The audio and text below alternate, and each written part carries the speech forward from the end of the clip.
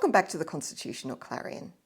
Sometimes I hear people say, well, I can't vote for a voice to Parliament or the government even though I'd like to because I just don't know what it is.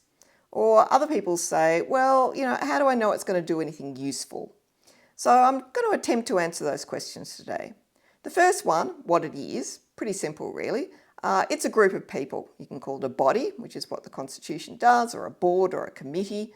So it's a group of people who are there to represent Aboriginal and Torres Strait Islander peoples from all across the country, from all different areas, urban areas, remote areas, rural areas, regional areas, and different sexes and ages and all the rest of it. So some kind of body that has people on it that represent it generally. And it has a function, and the function's also set out in the Constitution, and that is to make representations to Parliament and the executive government. What's a representation? Well, it's a formal statement of your view, your what you want, so your request, your complaint, those sorts of things. So the aim of the exercise is for the Parliament and the executive government to be better informed when they make laws or policies. The Parliament and the government don't have to follow the advice or the representations of the voice. There's no obligation on them to do that. But if they are receiving good and useful information which makes sure that their policies are more targeted and effective and efficient and cost less and all those sorts of things, then one would expect that it's likely that the Parliament and the executive will pay some attention to it because ultimately they want better outcomes for Indigenous Australians as well as the rest of us do. So how will it work? Well, to be effective, obviously a group of people who represent Indigenous people generally are not going to themselves know all the relevant detail. To really work, you need to get information from the people on the ground who are being affected by the laws and policies. And it's going to be different in different circumstances. So how a law affects people in a remote area of Australia might be quite different from how it affects them in urban areas. So what the voice is going to need is deep contacts into each Aboriginal community. And that could happen in a number of ways. It could be done by creating regional and local voices. That's the proposal of the opposition, is to do that. Another way of doing it, which might be more efficient, is to use organisations that are already there on the ground. So you could have channels that go down to land councils, native title representative bodies, and also Indigenous bodies that deal with particular things like the medical service and the legal service and all those sorts of things. So you could use the existing bodies in order to draw that information into one central area and then present it to government and Parliament.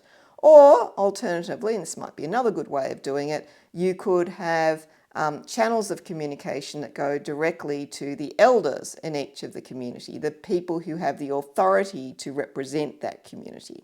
So there are different ways of doing it. You might end up with an amalgamation of some or all of them. But one way or another, the voice is going to need the evidence of the people on the ground who are directly affected, because that evidence is going to be the most powerful thing which will be able to influence governments and the Parliament when they make their laws and policies in order to improve them, which is the aim of the whole exercise. So, are we confident that this will result in better laws and policies? Well, if you think of it in terms of your life and mine, each of us knows that, when we are really frustrated by some kind of a law or policy, we intuitively know that the reason we are is that we can see that it's not working properly in the way it functions. And that's probably because the people who wrote the law or policy were living in different circumstances to the ones that we do. So let me give you a small example. Some time ago, quite a long time ago, I worked in the New South Wales Cabinet Office, and one day we had one of those away day things where they take you out to a hotel and you have to spend your entire weekend discussing things, in this case discussing major policy issues for the state, including public transport. This meeting that we're having was down in Mona Vale, and so I took the bus, public transport, to get there. And when we started talking about public transport, suddenly occurred to me that every single other person who was attending this away day had gone there in a car. I was the only person who actually used public transport and took it to this away day thing. And at that point, I wanted to just like put up my hand and say, I'm sorry, you guys, I'm the one who should be deciding what the policy is on public transport because I actually use it. And I know all the things that make it so frustrating for users. Okay, have to say, not everyone else there agreed with me on that, but nonetheless, I thought I had a good point.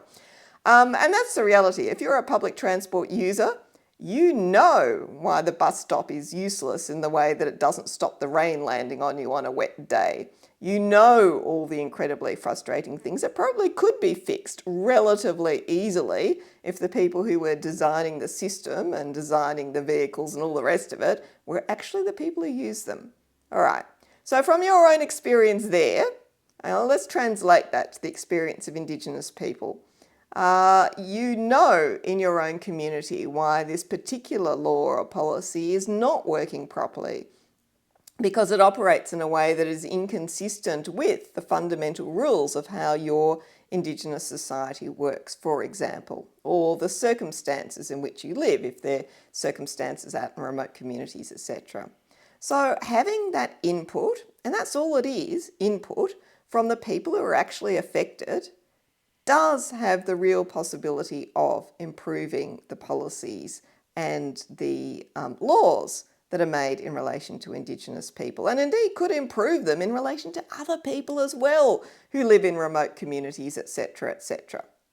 So yes, The Voice is simply a committee that's there to represent people, to transfer those views and that knowledge across to government and Parliament for the purposes of better informing it so we can get better outcomes for not only Aboriginal people, but probably for all people as well. So I hope that helps you in understanding a little bit about what the whole point of the Voice referendum is about. And I look forward to seeing you next time on the Constitutional Clarion. Goodbye.